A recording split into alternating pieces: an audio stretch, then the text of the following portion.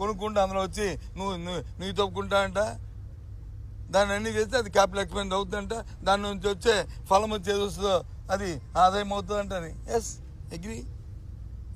అది మా అందరికీ తెలిసిన విషయమే, ఇదేం కొత్త విషయం కాదు. కానీ మరి మీరు ఇచ్చిన బడ్జెట్లో క్యాపిటల్ ఎక్స్పెండిచర్కి దేని మీద మీరు పెట్టారు చెప్పండి?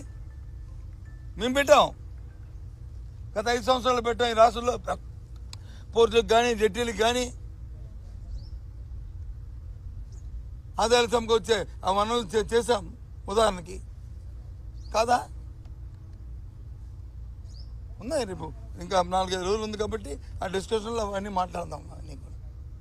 Okay, thank you, bye.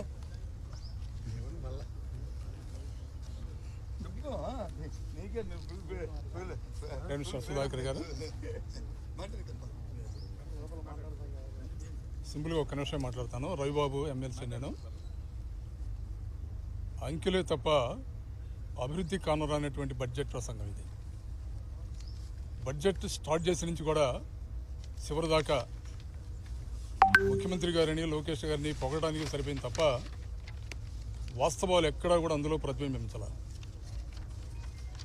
ఎప్పుడైనా సరే బడ్జెట్ అనేది భవిష్యత్ తరాలకు సంబంధించినటువంటి ఆలోచనల పట్ల క్లారిటీ ఉండాలి. అన్ని రంగాలలో కూడా క్లారిటీ లేకుండా కేవలం 3,26,000 కోట్లనే అంకెలు చూస్తున్నారే కానీ రైతాంగం కానీ, మహిళలు కానీ, నిరుద్యోగులు కానీ, ఉద్యోగస్తులు కానీ, ప్రధానంగా వెనుకబడినటువంటి వర్గాలు, వీళ్లకు సంబంధించినటువంటి బడ్జెట్ కేటాయింపులు ఎక్కడా కూడా సక్రమంగా జరగల. ప్రధానంగా మూలధన వ్యయం గురించి మాట్లాడేటప్పుడు అస్పష్టమైనటువంటి ఆలోచన విధానాన్ని అందులో పొందుపరిచారు. బడ్జెట్ ఎప్పుడైనా సరే రాష్ట్రాభివృద్ధికి ఉత్పాదక రంగం మీద బడ్జెట్ కనుక కేటాయింపులు జరిగితే అది నిజమైనటువంటి అభివృద్ధికి దోహదపడుతుంది. ఈ బడ్జెట్లో ఉత్పాదక రంగాన్ని పూర్తిగా విస్మరించేశారు. మాట్లాడితే ఈ ప్రభుత్వం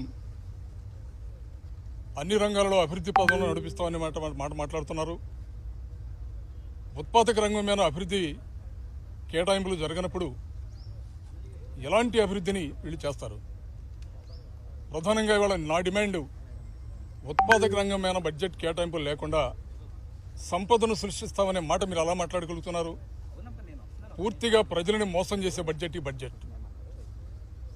మహిళలకు సంబంధించి అరకొర నిధులు, రైతాంగాన్ని అయితే పూర్తిగా విస్మరించడం, నిరుద్యోగులకు సంబంధించినటువంటి ఎన్నికల హామీని పూర్తిగా నీరుగార్చారు. ప్రధానంగా సూపర్ 6కి సంబంధించి ఏ విషయమైనా కూడా పూర్తిగా క్లారిటీ ఇవ్వటం లేదు.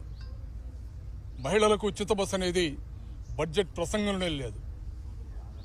నిరుద్యోగులకు 3,000 హామీ ఎక్కడా కూడా బడ్జెట్ ప్రసంగంలో రాలా.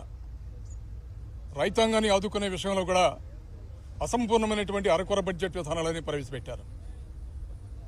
ప్రధానంగా నా ఆలోచన ఉత్పత్తి రంగాల మీద సంపూర్ణమైనటువంటి బడ్జెట్ కేటాయింపులు జరగకుండా సంపద సృష్టిస్తామనేటువంటి మీరు మాట్లాడే మాటలు రాష్ట్ర ప్రజానీకాన్ని మరోసారి మోసం చేసినట్టు అవుతుంది. దీని మీద సంపూర్ణమైనటువంటి విశ్లేషణ